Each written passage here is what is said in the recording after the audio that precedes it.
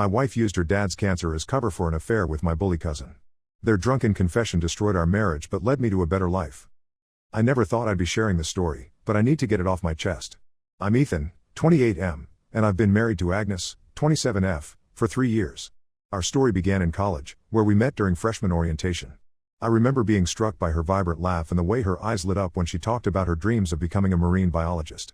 We didn't hit it off right away, though. In fact, our first interaction was less than ideal. I accidentally spilled my coffee on her favorite book, and she was furious. For weeks after that, we'd exchange annoyed glances across the campus quad. It wasn't until we were paired up for a group project in our environmental science class that things started to change. Working together, we discovered we had a lot in common. We both grew up in small towns, loved hiking, and had a passion for environmental conservation. As the semester progressed, our initial animosity turned into friendship, and eventually blossomed into romance. What made our relationship even more special was the connection between our families. It turned out that my mom and Agnes's mom, Sherry, had been close friends in high school but lost touch when they moved to different towns for college. They were thrilled when they found out about our relationship, and it felt like fate had brought our families back together. However, there was one person who wasn't happy about our relationship, my cousin, Philip, 30M. Philip is my dad's sister's son, born when my aunt was just 18. Growing up, Philip and I were always at odds. He's 2 years older than me and seemed to excel at everything without even trying. Sports, academics, popularity, Philip had it all. I still remember the summer when I was 12 and Philip was 14. Our families had gathered for the annual 4th of July barbecue at my grandparents' lake house. Philip had just won a regional swimming competition, and everyone was fawning over him. When I tried to share news about my science fair win, Philip interrupted, challenging me to a swimming race. Of course, he won, and I ended up feeling humiliated in front of the whole family. This pattern continued throughout our teenage years. Philip would excel at something, and I'd work twice as hard to catch up, only for him to effortlessly surpass me again. The worst part was that Philip was a master at presenting himself as the perfect child in front of adults while subtly bullying me when no one was looking. Despite our rivalry, I never expected Philip to cross the line he did. It happened at our engagement party 2 years before we got married. Agnes and I had been dating for 3 years at that point, and I had proposed during a sunset hike to the top of Mount Rainier, a trip we had been planning for months. The engagement party was held at my parents' house, with both of our families and close friends in attendance. It was a warm summer evening, and fairy lights twinkled in the garden. Everything seemed perfect. Agnes looked radiant in a light blue dress that matched her eyes, and I couldn't stop smiling every time I looked at her. As the night wore on, I noticed Agnes had disappeared from the main party. Thinking she might have gone to get some air, I went to look for her in the garden.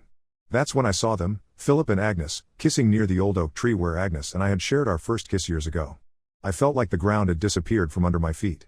The shock quickly turned to anger, and I confronted them on the spot. Agnes burst into tears, claiming she was drunk and Philip had taken advantage of the situation. Philip, on the other hand, just smirked and said, "Looks like I win again, cousin." The next few weeks were a blur of anger, pain, and confusion. Agnes begged for forgiveness, swearing it was a one-time mistake and that she loved only me. Our families were in turmoil, with my parents furious at Philip and disappointed in Agnes, while her parents were torn between supporting their daughter and understanding my pain. It took months for me to forgive Agnes. We went to couples counseling, and she worked hard to regain my trust. Eventually, I chose to believe that it was indeed a drunken mistake. We decided to move forward, but I made it clear that Philip was to be cut out of our lives completely. We got married a year later in a small ceremony by the lake where we had our first date. It was a beautiful day, filled with love and hope for our future together. We moved to a different city for work, only visiting our hometown during holidays. We were happy, building our careers and supporting each other. I was working my way up in an environmental law firm, while Agnes was doing research at a marine biology institute. We hadn't planned on having kids yet, so we focused on our relationship and personal growth. Life seemed perfect until about a year ago when Agnes's father, George, 55M, was diagnosed with a rare form of cancer. Being an only child, Agnes started visiting our hometown more frequently to help her mom, Sherry, 53F, take care of him. She'd go twice a month, usually staying for the weekend. I couldn't always accompany her due to work commitments, but I understood and supported her decision. During these visits, Agnes would update me about her dad's condition and mention catching up with my parents. She'd tell me about the new treatment George was trying or how Sherry was coping with the stress. However, she never talked about meeting old friends or anyone else from our past. I didn't think much of it at the time, assuming she was too busy with family matters. Looking back, I should have noticed the subtle changes. Agnes became more distant, often lost in thought. She started being protective of her phone, always keeping it close. But I chalked it up to the stress of her father's illness and the emotional toll of frequent travels. Last month, my parents celebrated their 30th wedding anniversary with a big party in our hometown. Agnes and I arrived a day early to help with preparations. The party was a success, and we decided to stay an extra day for a small family gathering. That evening, I invited some old friends over for drinks. Philip was there too, as usual. As the night progressed and alcohol flowed, Philip became increasingly loud and obnoxious. He started bragging about his accomplishments, trying to one-up everyone as he always did. Suddenly, Philip turned his attention to me and began making crude comments about my marriage. I ignored him at first, but then he said something that made my blood run cold. He boasted about sleeping with Agnes during her recent visits to our hometown.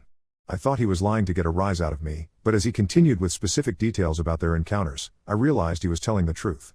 In a moment of clarity, I took out my phone and started recording his drunken confession. Philip went on to reveal that he had purposely seduced Agnes to prove he could take anything I had. He described how they met secretly during her visits, using her father's illness as a cover. I felt sick to my stomach as I listened to him expose their affair.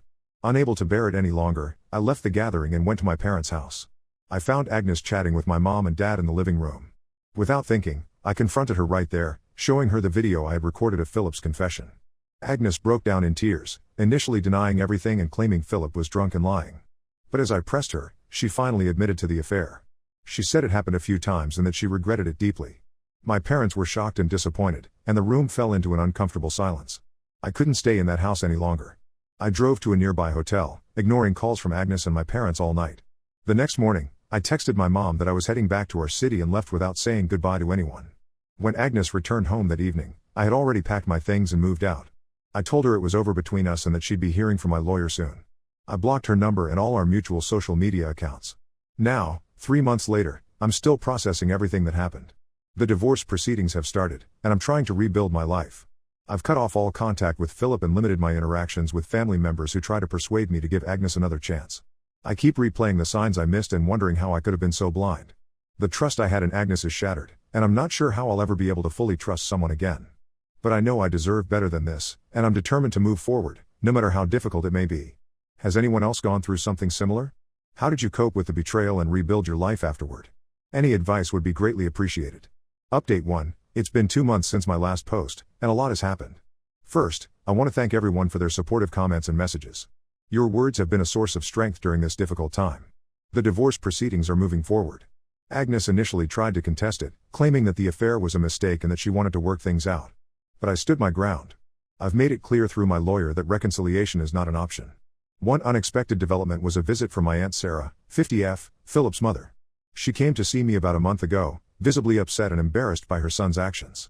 As we sat in my small apartment, surrounded by half-unpacked boxes, she revealed something that shed new light on Philip's behavior throughout our lives.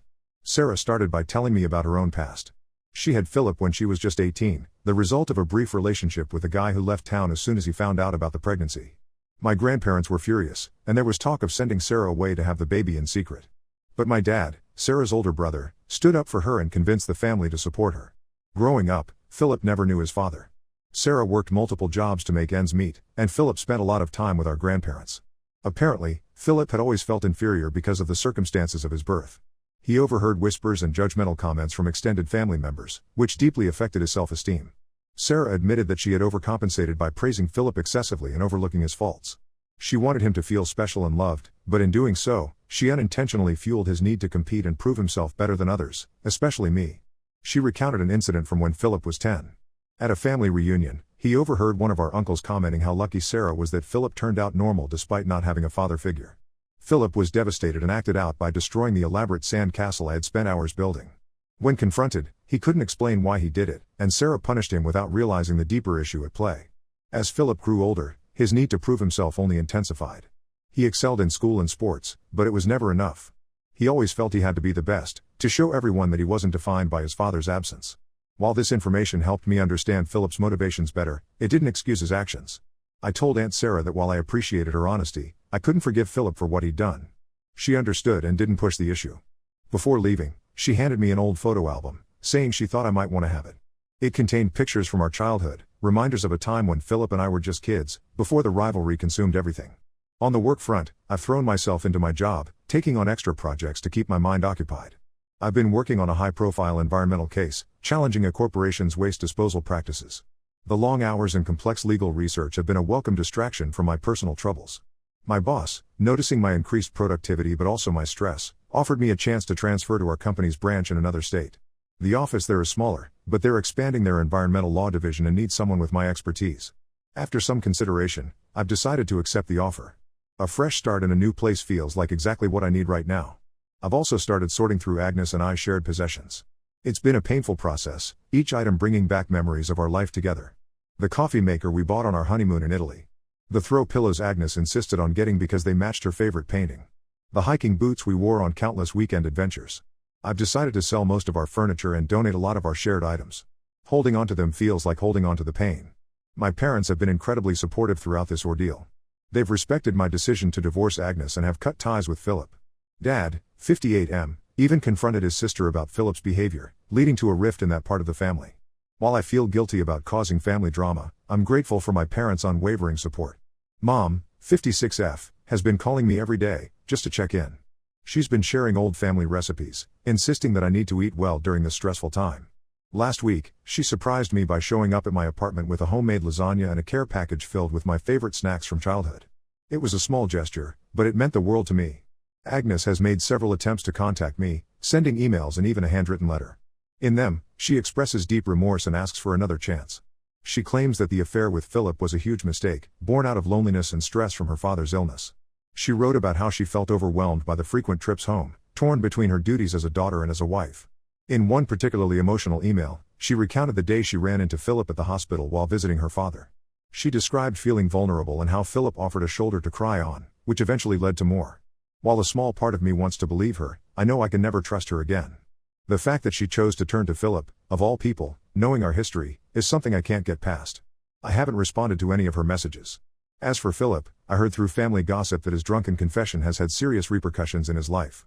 Several family members have distanced themselves from him, and he's facing problems at work due to his tarnished reputation.